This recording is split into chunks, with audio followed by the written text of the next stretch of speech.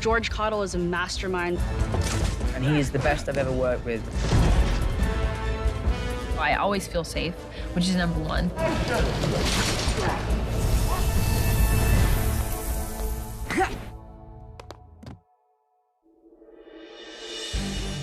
So we had 8 or 9 weeks of prep and rehearsal, and we put all of these fights together, and we tried to keep the tradition of what the fights and what the bad guys would normally focus on alive with that element, but also put our spin on it. George's whole team just have such a physicality that bring our story to life.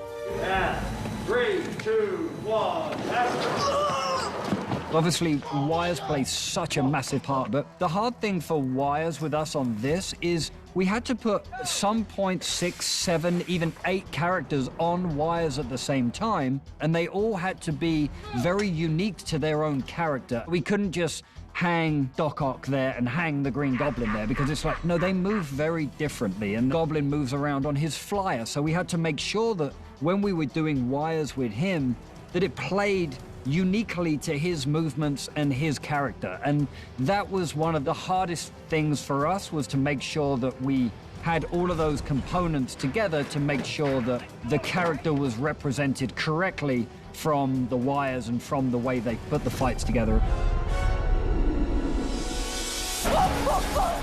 Told you I never want to do this ever again! MJ, I'm so sorry, but I can't see anything with your hand in my... I'm sorry. We have an incredible team of people who make sure that we are very safe. It's like, whenever in the world will I be able to experience this stuff? First day we had Zendaya with us was her jumping off a bridge in New York for the opening sequence. We had a scissor lift 55 feet in the air. We had 2, 100-foot cranes above her. Yeah, my first day of shooting was like, okay, we're gonna lift you up on a cherry picker and you're just gonna jump off. And I was like, well, this sounds familiar. We had the camera right next to her on a high-speed winch. We had her on a decelerator. She did nearly 50 feet of free fall and 9 feet of deceleration to a mark, and absolutely perfect. What are you doing at work today? Oh, well, I just put a harness on and jumped off this thing. Yeah, stop it.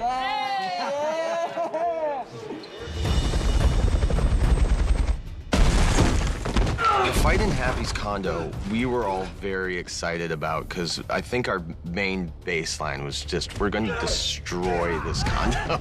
They're going through buildings, they're crashing through walls. One of my favorite sequences in the whole movie. The Green Goblin is super strong, and he can take the abuse and the violence from Spidey. So that was a really interesting and exciting avenue for us to explore. You have Willem and Tom doing a lot of their own stunts and wanting to be part of the physical process. We wanted to make a Spider-Man fight that was violent, that he's going through walls, Goblin's going through walls, we're going through floors, and we just wanted to make it as big as it could be, as well as really play that Willem is a demented, evil character.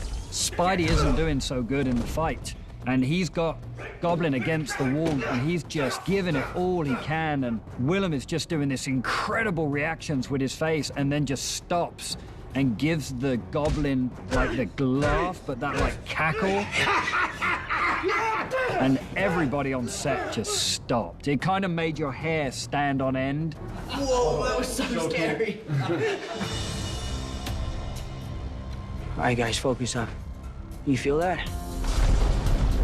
When you get to a third act battle in any film, you want it to be satisfying. It's a level of emotion, I think, that will rival the level of spectacle. When you have 5+ villains, 3+ heroes, MJ, Ned, and Doctor Strange in the mix, it's very, very big, and we're having fun with the setting of the Statue of Liberty. Spidey has, for so many years, been born, bred, raised in New York. For them to base the final battle around the Statue of Liberty was pretty incredible, really. It's at the Statue of Liberty. I mean, there's no way practically to do that, with a set, with the proper proportions. So we have to do it blue screen. That shot where we all land on the crown is one of the hardest Spider-Man landings I've ever done, because the crown was just so uneven, and in the Spider-Man suit you can't see anything, and I was really trying to land in the most iconic Spider-Man pose. Poor Peter. Too weak to send me home to die. At this point, Tom has got so much hatred, and so much of the fight had to be that raw aggression and that pure anger. But, you know, we also know that he has to hold his temper, or else that's going to be the one thing that's going to let him down. There was some really fantastic fight stuff, and Tom Holland just absolutely did a fantastic job. And Willem brought his A game.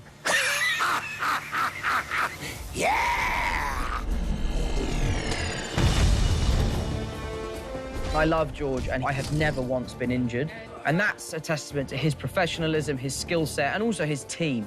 I'm always very safe.